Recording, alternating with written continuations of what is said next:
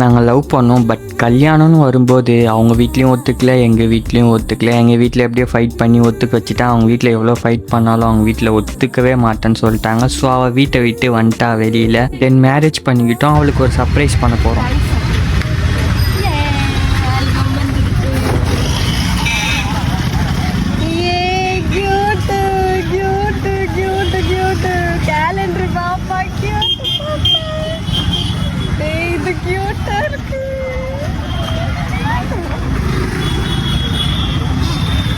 வீட்டில் போய் பார்க்கலாம். கியூட்டா இருக்குல்ல ஸ்ரீதரன் எம்பவித்ரா. கியூட்டா இருக்குல்ல கேலண்டர்லாம்.